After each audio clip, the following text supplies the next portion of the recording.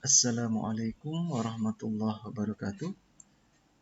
Bertemu kembali dengan pembelajaran fisika. Kali ini kita akan membahas tentang eh, kalor dan perpindahan kalor. Bagian pertama yaitu mengenai suhu dan termometer. Baik, jadi ini sudah masuk ke dalam KD 3.5 ya. Eh, Sebelumnya kita harus tahu dulu mengenai pengertian suhu dan kalor ya. Jadi sekali lagi suhu ya, suhu dan kalor. Jadi pengertian suhu dulu kita bahas. Jadi suhu adalah ukuran ya, ukuran ya, relatif mengukur derajat panas atau dinginnya suatu benda atau sistem.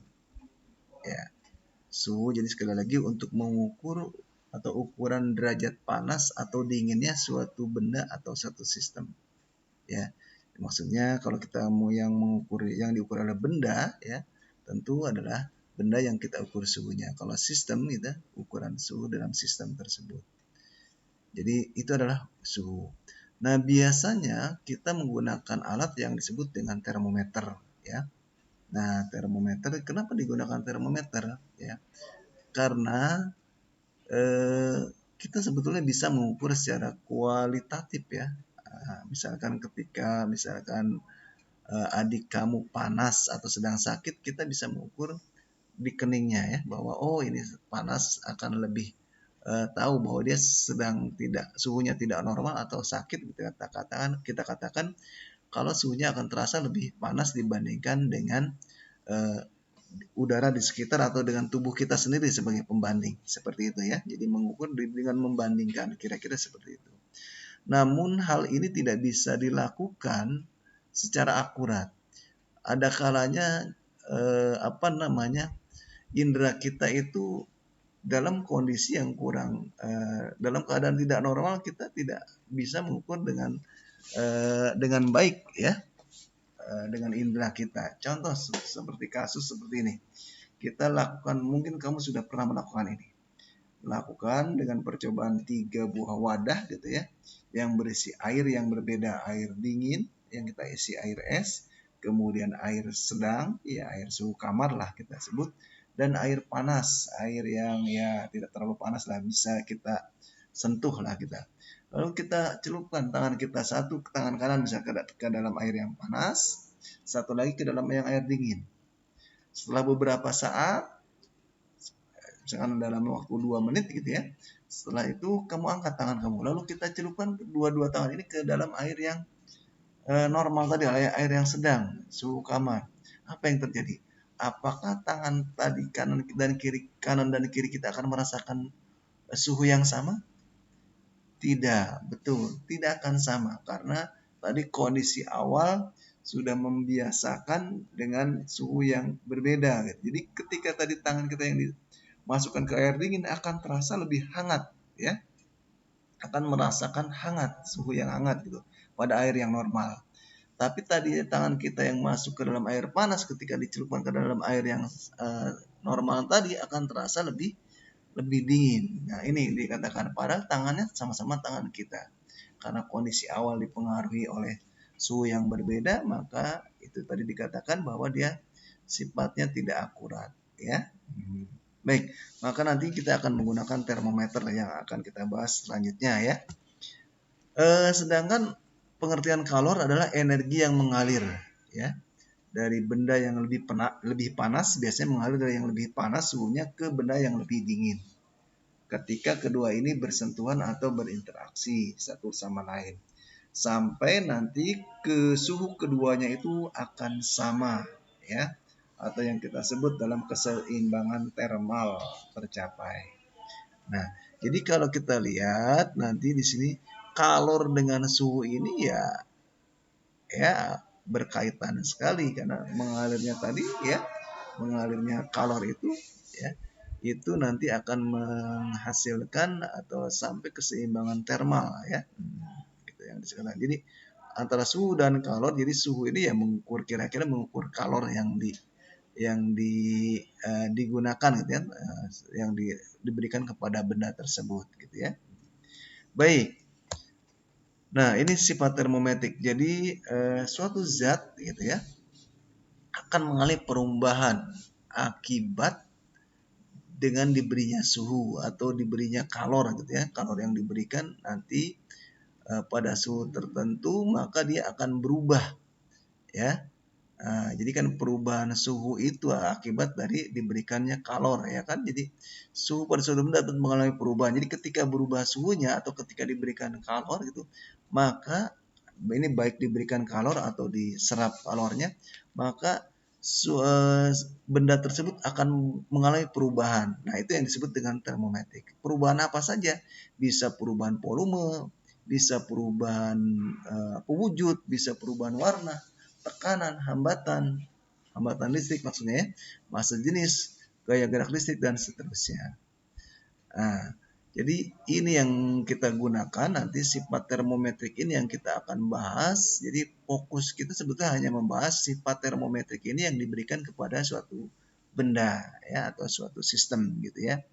Nah, di antara yang pertama kali akan kita bahas mengenai termometer pun menggunakan sifat dari termometrik ya, sifat dari termometrik suatu zat ya. Jadi kita mengenal termometer. Termometer tadi sudah dikatakan digunakan untuk mengukur suhu atau temperatur ya. Jadi pada suatu benda ya biasanya atau pada suatu benda atau sistem gitu ya. Nah, ini berasal dari bahasa Latin yang artinya termo dan meter ya. Termo artinya panas, meter artinya untuk mengukur. Nah, termometer ini tadi sudah dikatakan memanfaatkan sifat-sifat termometrik dari suatu zat ya. Baik itu perubahan volumenya, perubahan warnanya, perubahan hambatan dan seterusnya ya.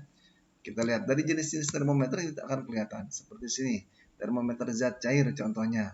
Termometer ini menggunakan zat cair. Zat cair ini jadi sifatnya adalah berubah volumenya, terutama zat cair yang tentunya digunakan zat cair yang sangat artinya yang sensitif, artinya ketika diberikan perubahan suhu dia akan terlihat gitu ya. Itu menggunakan raksa atau menggunakan alkohol. Dan yang digunakan contohnya dalam kehidupan sehari-hari ini ada banyak sekali kita menggunakan termometer zat cair ini seperti termometer suhu tubuh atau klinis ya. Kemudian termometer ruang atau termometer istilahnya termometer dinding gitu ya. Kemudian ada lagi termometer maksimum dan minimum. Ini jadi untuk mengukur suhu tertinggi dan suhu terendah dalam jangka waktu tertentu. Ini dalam pengamatan cuaca biasanya. Kemudian ada lagi termometer hambatan listrik. Nah, ini tadi sifat termometrik dari hambatan listrik yang digunakan ya. Kemudian ada termokopel ya.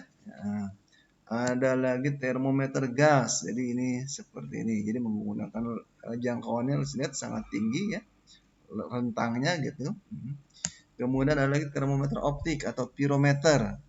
Jadi menggunakan spektrum cahaya. Nah, ini biasanya kalau kamu pernah ke mall ya zaman kondisi COVID gini, ketika kamu akan masuk mall maka akan diukur oleh suatu sensor gitu ya. Nah, sensor itu akan tampil di dalam TV gitu ya, dalam monitor televisi atau monitor gitu ya, akan terlihat perbedaan spektrum cahaya di situ. Jadi spektrum cahaya itu menunjukkan suhu juga ya. Kemudian termometer bimetal ya.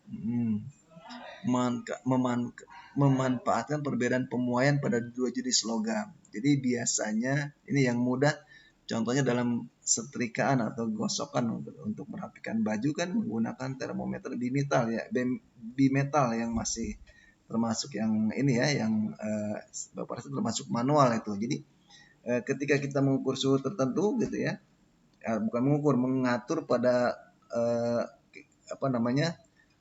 batas, biasanya tidak dinyatakan dalam suhu, biasanya hanya mengukur untuk katun atau jenis bahan yang kita gunakan akan digosok atau disetrika ya. Nah, itu mengatur sedemikian maksudnya apa? Jadi pada saat mencapai suhu, ketika masih di bawah suhu standar itu dia akan mengalir arus ya, mengalir arus, dan ketika sudah melewati panas yang ditentukan maka dia akan memuai, kan si metal itu akan memuai dan menjauhi dari bidang sentuh atau untuk menyambungkan ke arus listrik gitu ya. Jadi ini sifatnya seperti saklar, saklar yang digunakan dengan memanfaatkan pemuaian tadi. Ketika memuai, dia ketika panas memuai dia akan menjauh gitu ya. Ketika dingin akan kembali ke keadaan semula sehingga dia mengalirlah arus listrik. Kemudian terakhir adalah termometer termistor. Ini adalah contoh-contoh saja ya jenis-jenisnya. Mungkin dalam hal-hal yang lain ada lagi termometer yang tidak disebutkan di sini. Nah, termistor juga sama, ini juga menggunakan komponen sensor elektronika. Jadi untuk ya sifatnya sama seperti tadi, seperti saklar lah ya. Jadi ketika suhu tertentu dia akan mengalir arusnya pada suhu yang lainnya ketika tinggi misalkan dia akan memutuskan arusnya. Kira-kira seperti itu. Baik, kita lanjut dengan pembahasan berikutnya adalah termometer dilihat dari skala termometer itu. Jadi dalam termometer ada skala-skala termometer yang digunakan untuk mengukur ukuran panas dinginnya tadi ya. Jadi ini agar akurat maka diberikan atau diberi angka-angka. Nah, biasanya patokan dari termometer itu, terutama termometer yang sifatnya termometer cair ya, itu adalah titik beku air untuk titik bawahnya dan titik tingginya, titik atasnya adalah titik didih air. Nah, ini digunakan batas atas dan batas bawahnya. Nah, seperti ini. Nah, biasanya yang kita sudah kenal skala-skala termometer itu dalam Celsius, Reaumur, Fahrenheit, dan Kelvin. Ya, untuk Celsius, suhu titik bawahnya atau titik beku airnya menggunakan 0 derajat Celcius, kemudian titik atasnya 100 derajat Celcius. Reaumur 0 titik bawah, titik atasnya adalah 80. Fahrenheit 32, kemudian titik atasnya 212. Sedangkan dalam Kelvin itu menggunakan 273 dan 373. Untuk Kelvin seharusnya tidak menggunakan derajat ya di sini ya. Jadi angka saja. Baik, kenapa ini bisa berbeda-beda? Ini memang tergantung ya awalnya. Jadi awalnya ketika pembuatan ini di negara mana? Karena kalau kita di Indonesia misalkan dengan menggunakan termometer Celcius sudah cukup. Karena memang negara khatulistiwa, terutama negara-negara khatulistiwa, suhu udara di kita misalkan untuk mengukur suhu udara lah misalkan kita cukup menggunakan Celcius. Kenapa? Karena rentang suhu di negara-negara tropis gitu harus di atas 20 derajat gitu ya, sampai 50 derajat. Jadi cukup menggunakan Celcius. Tapi untuk negara-negara Eropa atau bahkan negara yang ada di kutub utara atau kutub selatan, tentunya kalau menggunakan termometer Celcius agak ya kurang tepat ya. Kenapa kurang tepat? Karena suhu mereka itu selalu mungkin lebih sering di bawah 0 derajat Celcius ya. Nah, nanti akan lebih tepat barangkali menggunakan Fahrenheit atau menggunakan Kelvin. Itu barangkali sebagai latar kenapa sih bisa berbeda-beda gitu ya, skala atas dan skala bawahnya. Tergantung kondisi di suatu tempat tersebut. Nah, kemudian apabila nanti ya kita harus ada perbedaan skala-skala. Jadi ketika orang yang biasa misalkan di Indonesia dalam negara-negara khatulistiwa ketika harus menyesuaikan mengunjungi negara-negara Eropa, nah itu kan karena skalanya berbeda. Ini berapa derajat Celcius ya, tentunya seperti itu ya. Nah, kondisi ini berarti kita harus bisa membuat konversi dari skala tersebut. Nah, sebetulnya cukup dengan menggunakan perbandingan saja ya. Jadi menggunakan perbandingan seperti ini. Jadi kita gunakan titik atas dan titik bawah ya. Jadi nah di sini ada TX misalkan ya. TX dan TY. TX dan TY ini yang akan kita ketahui. Misalkan di sini kita gunakan ya. Kita misalkan TY tidak tahu. Suhu menggunakan temperatur misalkan kita ada di Eropa misalkan ya, kita bisa menggunakan Celcius. Nah, diketahui misalkan ini diketahui sekian derajat Fahrenheit gitu. Nah, akan kita rubah ke dalam derajat Celcius. Bagaimana ini? Misalkan yang Y Celcius, yang X misalkan Fahrenheit. Nah, kita tinggal masukkan saja nanti titik atas dan titik bawahnya. TX-nya misalnya sudah diketahui. Harus kita mengetahui T-nya gimana. Jadi kita gunakan TX yang tadi yang sudah diketahui dikurangi titik bawah pada termometer X dan dibagi titik atas pada termometer X dikurangi titik bawah pada termometer X. Kemudian akan sama dengan dibandingkan dengan termometer Y gitu ya. Skala Y-nya nanti dikurangi titik bawahnya dibagi titik atas dikurangi titik bawah pada termometer Y tersebut ya. Jadi ini keterangannya. Jadi TX suhu pada termometer X pada satu X tertentu gitu ya. TA-nya adalah titik atas, TB-nya titik bawah termometernya ya. Jadi membandingkan X dengan Y. Baik, untuk lebih jelas ini contohnya misalkan ini sebuah benda suhunya berubah dari 70 derajat Fahrenheit menjadi 90 derajat Fahrenheit. Nyatakan suhu tersebut dalam skala Celcius, Reaumur, dan Kelvin. Ini akan banyak. Kita ambil satu contoh kasus saja ya. Celcius saja misalkan. Kita cukup ambil yang 70 derajat Kelvin. 7 derajat Fahrenheit. Ya, di sini kalau kita uraikan berarti ada yang 6 pertanyaan tentunya ya.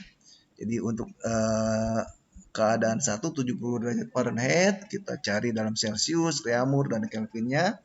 Kemudian yang 98 derajat Fahrenheit dicari Celcius, Reaumur, dan Kelvinnya. Nah, kita ambil satu contoh saja, misalkan kita ambil yang A. Nah, bagaimana kalau 70 derajat Fahrenheit ini? Nah, kita buat perbandingan tadi ya. Nah, yang Celcius dan Fahrenheit. Kalau tadi yang kita akan cari adalah yang apa? Yang yang Celcius ya, yang ini. Maaf sebentar.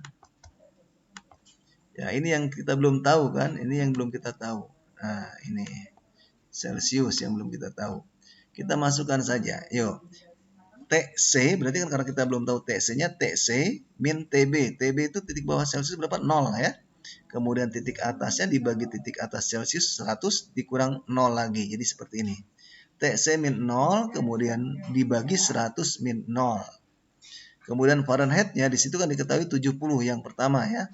70 dikurangi titik bawah Fahrenheit adalah 32 dibagi titik atasnya 212 dikurangi 32 Fahrenheit. Jadi kalau kita ini kan berarti yang sebelah kiri TC per 100 ya kan, karena dikurangi 0 akan tidak merubah nilai, sama dengan 70 kurang 32 adalah 38, 212 dikurang 32 adalah 180. Nah, tinggal temperatur Celciusnya kita cari, TC sama dengan, nah ini naik 100-nya kali silang, 38 per 180 kali 100. Ya, hasilnya adalah yang angkanya dalam desimal 21,11 derajat Celcius. Itu barangkali bisa. Untuk selanjutnya silakan kamu coba ya dengan menggunakan perbandingan seperti pertanyaan atau jawaban yang A ini. Tinggal diganti berarti Reaumur berarti TR min TBR gitu ya per TAR min TBR dan sebelah kirinya tetap gitu ya. Seperti itu. Silakan kamu coba yang sisanya dan ada tambahan nanti dari Google Form. Sampai sini dulu pertemuan kita Bapak Heri. Selamat mengerjakan. Assalamualaikum warahmatullahi wabarakatuh.